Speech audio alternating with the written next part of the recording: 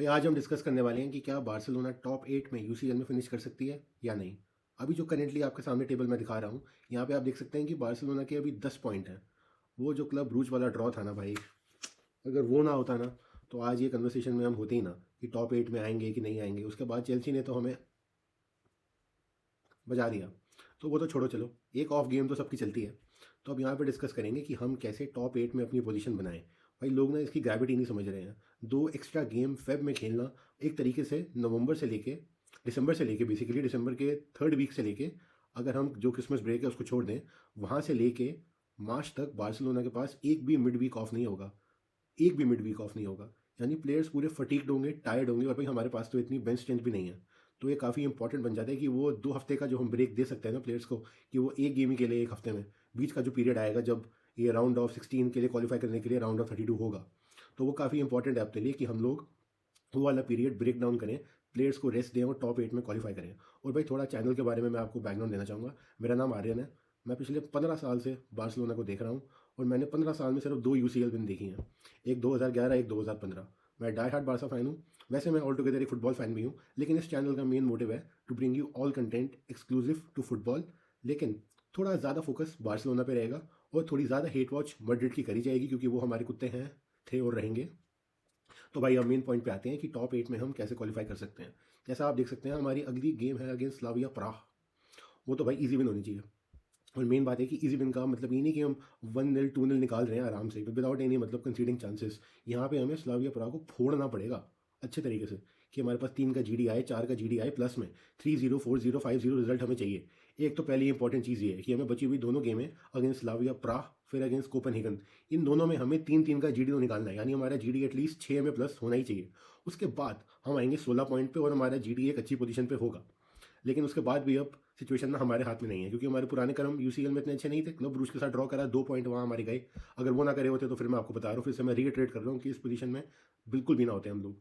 तो उसके बाद जो टीमें हमसे ऊपर हैं, एटलेटिको, इंटर, स्पर्स, रियाल, सिटी, हमें होप करना पड़ेगा ये जो टीमें हमसे ऊपर है ना, ये 1-2 मैच में पॉइंट्स ड्रॉप करें। और पॉइंट्स ड्रॉप करने के बाद भी हम लोग एट मोस्ट पहुंच सकते हैं 16, एट मोस्ट पहुंच पाएंगे 16 पॉइंट पे। तो हम जब 16 पॉइंट पे पहुंचें और दूसरी भी टीमें 16 पॉइंट पे होंगी, तो सबसे इंपॉर्टेंट ये बन जाता है कि हम अपना गोल डिफरेंस अब इंप्रूव करना शुरू कर दें। और ये सबसे हमारे हक में बात है कि हमारी बाकी जो 2 गेम्स है ना, वो एक लेसर ऑपोजिशन के साथ है, जहाँ पे हम एक स्टैट पैडिंग सेशन बना सकते हैं अपना। रफीनिया, लेवेंडोस्की, फेरन टोरेस, भाई अब टाइम आ गया है। 3-3 4-4 5-5 गोल मारो। यमाल तो भाई तू तो अगले मैच में वैसे ही बाहर है, क्योंकि तूने येलो कार्ड ले लिया, तो उसको छोड़ो। चलो, वैसे ये भी एक अच्छी चीज़ है कि यमाल को येलो मिल गया। बेशक वो वाला मैच ना खेल पाए, लेकिन भाई मच नीडेड रेस्ट मिलेगा उसको। वो वाले हफ्ते में एक ही गेम खेलेगा वो, जो ला लीगा में होगी।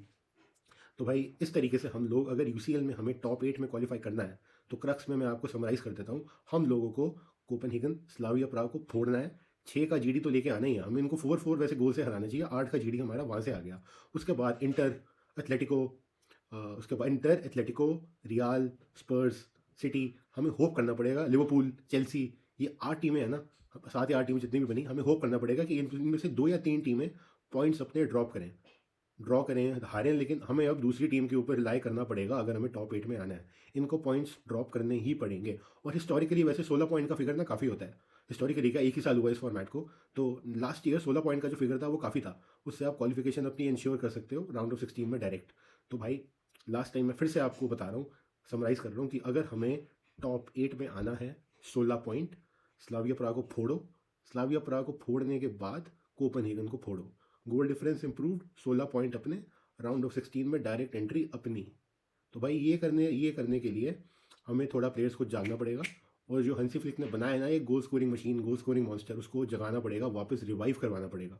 तो ये काफ़ी इंपॉर्टेंट बन जाता है हमारे लिए। तो अब बाकी देखते हैं कि हम ये अचीव कर पाते हैं कि नहीं कर पाते। मेरी ओपिनियन में हम लोग टॉप 8 में आ जाएंगे। जस्ट बेयरली हम स्क्रैप करेंगे, लेकिन हम आ जाएंगे। 6 to 8 पोजीशन हम फिनिश करेंगे। 6 बेस्ट केस सिनेरियो, 8 होगा हमारा वर्स्ट केस सिनेरियो, ये मेरे हिसाब से है।